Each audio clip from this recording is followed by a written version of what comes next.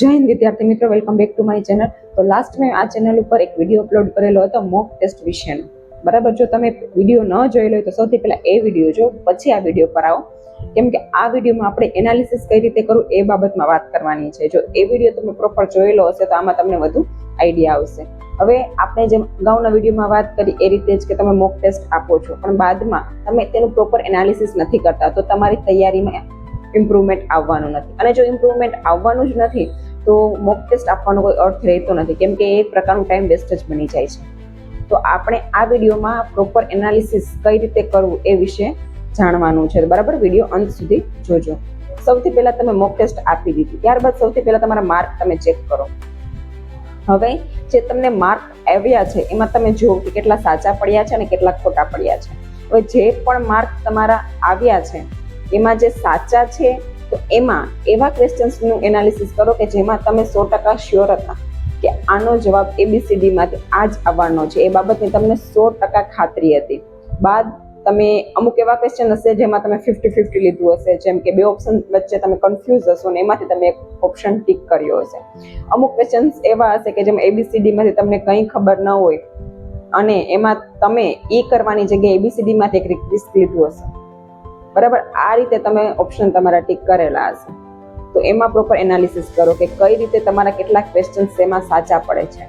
બરાબર, હવે જે ક્વેશ્ચન્સ તમારા ખોટા પડ્યા છે, હવે એની પાછળના 3 કારણો હોય છે કે ક્વેશ્ચન્સ તમારો ખોટો પડ્યો છે કેમ. સૌથી પહેલા કે તમને કોઈ બાબતનો કન્સેપ્ટ ક્લિયર નથી. એનો મતલબ એ છે કે ક્વેશ્ચન્સ તમારી સામે આવ્યો છે તો એ ક્વેશ્ચન શું છે એ જ તમને ખબર નથી. એનો મતલબ એવો થયો કે તમે જે તૈયારી કરી છે બરાબર એમાં એ ટોપિક આવ્યો નથી, અથવા તો એ ટોપિક આવ્યો છે પણ તમે ફોકસ સ્ટડી કરેલું નથી, અથવા તો જે તે સમયે જ્યારે તમે જે તે ટોપિક વાંચ્યો ત્યારે તમે ફોકસ સ્ટડી કરેલું હતું, બાદ તમે રિવિઝન કરેલું નથી, જેથી કરીને એ જે કન્સેપ્ટ છે તમારો ક્લિયર થયેલો નથી અને તમને એક્ઝામ સમયનો જવાબ તમે આપી શક્યા નથી. બીજું છે ઉતાવળના લીધે થતી ભૂલ.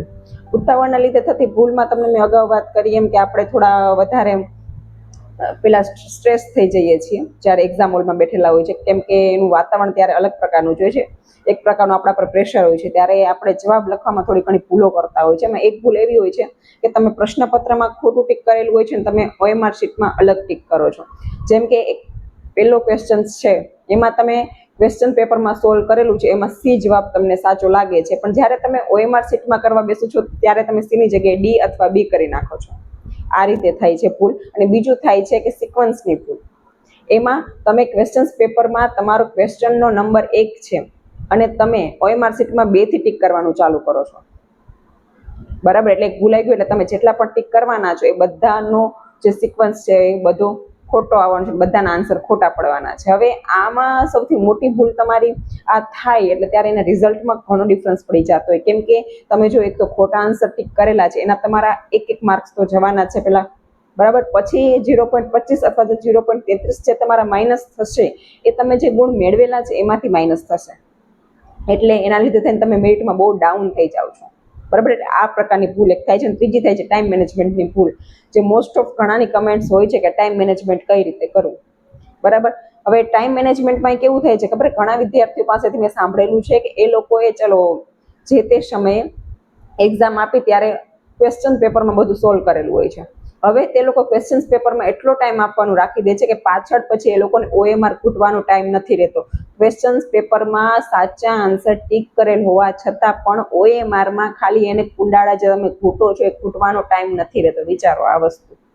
બરાબર, એટલે સૌથી પહેલા તમે જ્યારે પેપરની શરૂઆત કરો છો તો ત્યારે જ એટલું બધું ટાઈમ અગાઉના પ્રશ્નોને ન આપો, આગળના એટલા બધા પ્રશ્નોને ટાઈમ એટલો ન આપો કે જેથી કરીને પાછળના પ્રશ્નો માટે ટાઈમ ન રહે.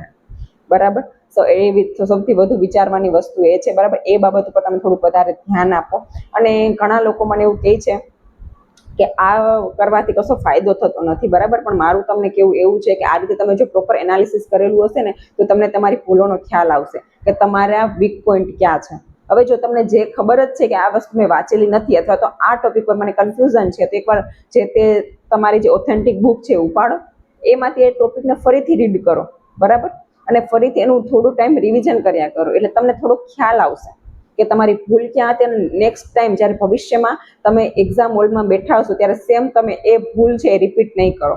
ઘણા એવું પણ કહે છે કે મોક ટેસ્ટમાં ઓછા માર્ક આવે છે, એના લીધે થઈને ડિમોટિવેટ થઈ જાય છે. તો જો ભાઈ કે બેન, આ બાબતમાં ડિમોટિવેટ થવાની બિલકુલ જરૂર નથી, કેમ કે તમે જે પણ કરો છો એ તમારા માટે કરો છો, બરાબર. અને જો અત્યારે તમને તમારી ભૂલ સમજાય છે, કોઈ પણ બાબતમાં તમને ઓછા માર્ક આવેલા છે, તો તમને અત્યારે ખ્યાલ આવી જાય કે આ વસ્તુ પર તમારે અત્યારે કામ કરવાની જરૂર છે. એના લીધે થઈને ભવિષ્યમાં ક્યારેક જો એ ભૂલ સેમ તમારી સામે આવશે ને તમે રિપીટ નહીં કરો એ, બરાબર. તો આ બધું ત્યારે જ પોસિબલ બને કે જ્યારે આપણે એનાલિસિસ કરેલું હોય, તો આપણને ખ્યાલ આવે કે આપણી ભૂલો શું છે, આપણી વીકનેસ શું છે, બરાબર, આપણા નબળા પોઈન્ટ ક્યાં છે, આપણે ક્યાં કયો સુધાર લઈ આવવાની જરૂર છે અને કઈ રીતે કરવાની જરૂર છે. એ તમને જો એક્ઝામના અગાઉથી તમે પ્રેક્ટિસ કરેલી હોય ને, તો એક્ઝામ હોલમાં થોડું તમારું ટેન્શન અને સ્ટ્રેસ આ બંને થોડા હળવા થઈ જાય. એટલે આ મોક ટેસ્ટના એનાલિસિસનો આ મેઇન ફાયદો છે, બરાબર. પણ આમાં ઘણા લોકોને પોતપોતાના મતાંતર અનુસાર અલગ અલગ હોય છે. આ મેં તમને મારો એક્સપિરિયન્સ કીધો છે, બરાબર. આમાંથી તમને જે ઠીક લાગે, જે તમારી તૈયારીને અનુરૂપ હોય એ વસ્તુ એક્સેપ્ટ કરવાની, જે વસ્તુ તમને નથી લાગતી એ ન કરો તો ચાલશે, પણ તમારે તમારું બેસ્ટ એક્ઝામમાં આપવાનું છે. એના ફોકસ સાથે હંમેશા તૈયારી કરવાની અને એ પ્રમાણે સારું હોય એને સ્વીકારી લેવામાં જરાય અચકાવાનું નહીં. અને જો આ વિડીયોમાં હજુ પણ તમને કોઈ ક્વેશ્ચન્સ હોય તો કમેન્ટ બોક્સમાં જરૂરથી કમેન્ટ કરજો, હું તમને જરૂરથી જવાબ આપીશ. અને જો જવાબ નહીં આપી શકું તો ક્યારેક વિડીયો ભવિષ્યમાં બનાવીશ, તો એમાં હું તમારા જે ક્વેશ્ચન્સ છે એનો આન્સર તમને કરી દઈશ.